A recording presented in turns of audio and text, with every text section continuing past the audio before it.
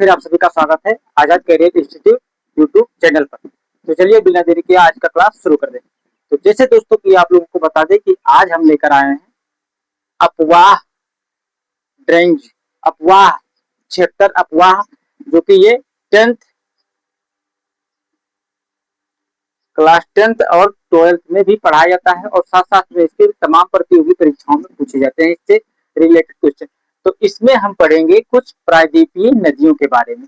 आज हम इस चैप्टर में कुछ प्रायद्वीपीय नदियों में डिस्कस करेंगे जो कि प्रतियोगी परीक्षाओं में भी पूछे जाते हैं और बहुत सारी UP board, Bihar board, Jharkhand, Uttarakhand तमाम बोर्ड परीक्षाओं में भी इससे पूछे जाते हैं।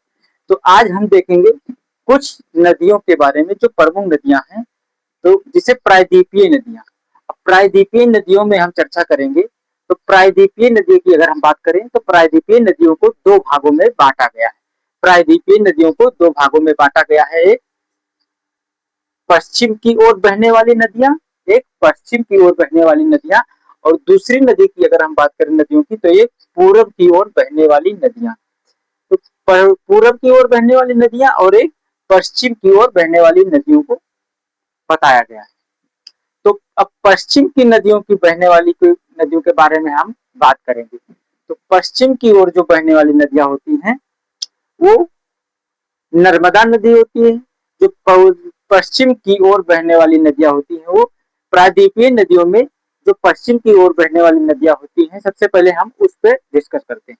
तो जैसे कि पश्चिम की ओर बहने वाली नदियां नर्मदा नदी हो जाती है, तापी नदी होती है, माही नदी होती है, साबरमती, भारत भुज नदी है, एक नाम है ये भारत भुज नदी, वो भी होती है।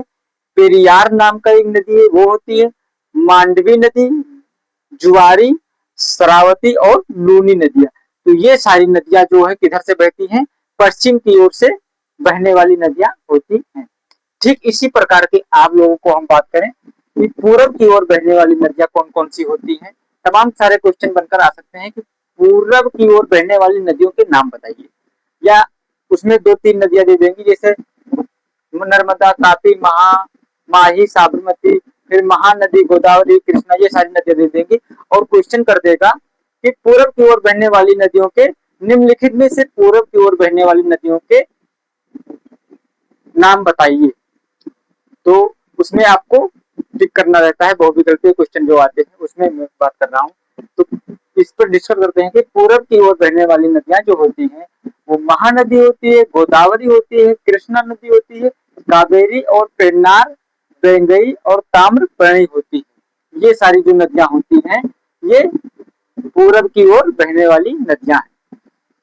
अब हम सबसे पहले पश्चिम की ओर बहने वाली नदियों की जो है उस पर हम चर्चा करेंगे।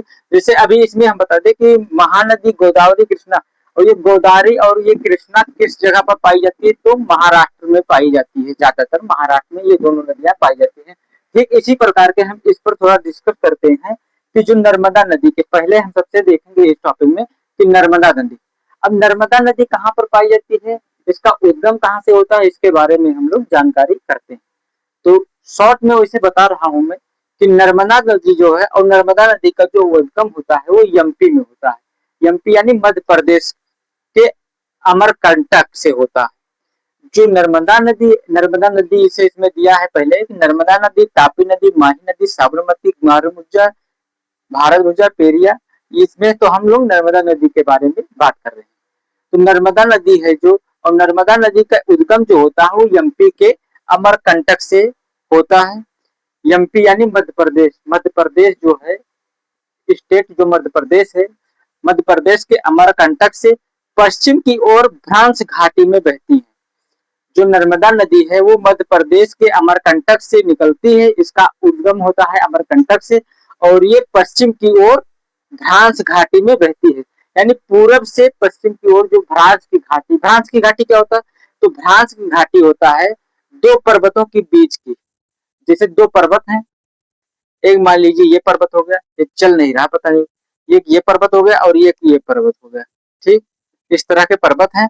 और इसको मान लीजिए कोई पर्वत मान लीजिए, इसको मान लीजिए अरावली, इस प्रकार के कोई भी घाटी मान सकते पर्वत। ये हो गया, ये दो पर्वत हो जाए और दो पर्वतों के बीच से बहने वाली जो नदियां है ये उद्गम एमपी के अमरकंटक से पश्चिम की ओर भ्रांस की घाटी में बहती है। यानी दो पर्वतों के बीच में जो बहने वाली नदियां हैं उसको, उस घाटी को हम लोग भ्रांस घाटी कहते हैं। ठीक है, तो पश्चिम, ये नर्मदा नदी जो है एमपी के अमरकंटक से निकलती है और ये पश्चिम की ओर भ्रांस घाटी में बहती है। और इसकी हम बात करें अगर कि, तो जबलपुर एमपी धुआंधार जलप्रपात का निर्माण करती है। एमपी में ये भ्रांस घाटी में बहकर अमरकंटक से निकलती है और भ्रांस घाटी में बहते हुए जाती है। जब ये जबलपुर में पहुंचती है तो एमपी के जो जबलपुर है एमपी मध्य प्रदेश में, उसमें धुआंधार जलप्रपात का निर्माण करती है। जलप्रपात का निर्माण मतलब जैसे झरना होता है ना, झरना तो आप लोगों ने देखा होगा, या वैसे नहीं देखा तो टीवी में या मूवी में बहुत सारे झरना, जलप्रपात जिसको बोलते हैं उसको देखा होगा। तो झरने की तरह बहती है। यानी जब कहाँ पहुंचती है ये जबलपुर में पहुंचती है तो धुआंधार जलप्रपात का निर्माण कर लेती है। यानी जलप्रपात की तरह ऊपर से नीचे की ओर गिरती है। ठीक, इसकी विस्तार की अगर हम बात करें, जो नर्मदा नदी है ये विस्तार की अगर हम बात करें तो ये मध्य प्रदेश, गुजरात, ये मध्य प्रदेश और गुजरात में पाई जाती है। इसका विस्तार फैला हुआ है। इसके संरक्षण के लिए नमामि देवी नर्मदे नाम की एक योजना चलाई गई थी, जो कि चल रही है, आज भी चलती है और पहले से ही चल रही है। इसके संरक्षण के लिए, सुरक्षा के लिए एक नमामि देवी नाम की जो योजना है, नमामि देवी नर्मदे नाम की एक योजना चलाई गई थी जो चल रही है। ठीक, और ये सहायक नदियां भी हैं। तो इसमें हम लोगों ने देखा नर्मदा नदी के बारे में कि नर्मदा नदी का उद्गम एमपी के अमरकंटक से होता है और ये पश्चिम की ओर भ्रांस की घाटी में बहती है। जैसे दो नदियों के बीच में बहने वाली जो घाटी होती है उसे हम भ्रांस घाटी कहते हैं। ठीक है, और जबलपुर एमपी के धुआंधार जलप्रपात का निर्माण करती है। विस्तार की बात करें तो मध्य प्रदेश, गुजरात राज्यों में बहती है। इसके संरक्षण के लिए किस योजना का निर्माण किया गया, तो नमामि देवी योजना का निर्माण किया गया। ठीक, अगला हम देखेंगे आप कि तापी नदी, जैसे इसमें हम बात करेंगे तापी नदी के बारे में।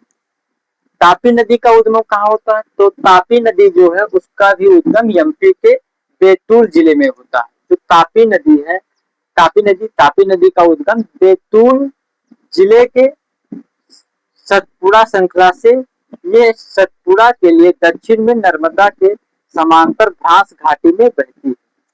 समझ में नहीं आया ना, चलिए बताते हैं।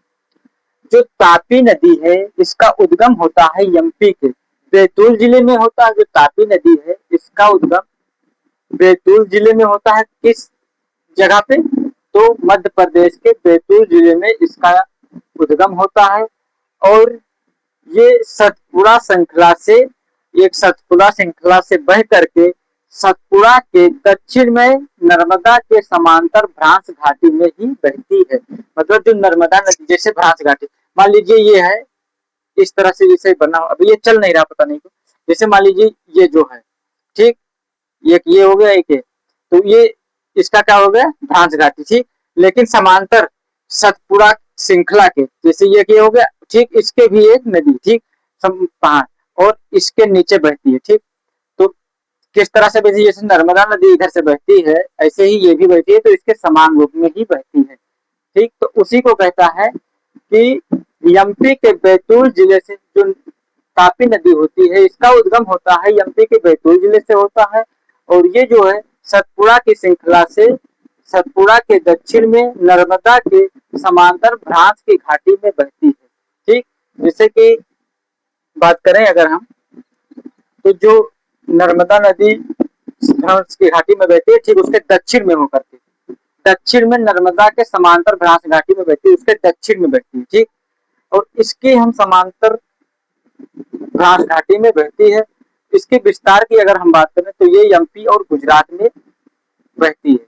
कहाँ पे, सॉरी, एमपी, गुजरात और महाराष्ट्र में भी बहती है। विस्तार की इसकी हम बात करें तो ये कहाँ कहाँ पर विस्तृत है, तो जो तापी नदी है वो मध्य प्रदेश में भी है, गुजरात में भी है और महाराष्ट्र में भी बहती है। तो ये कुछ हम लोगों ने इस तरह से डिस्कस किया है।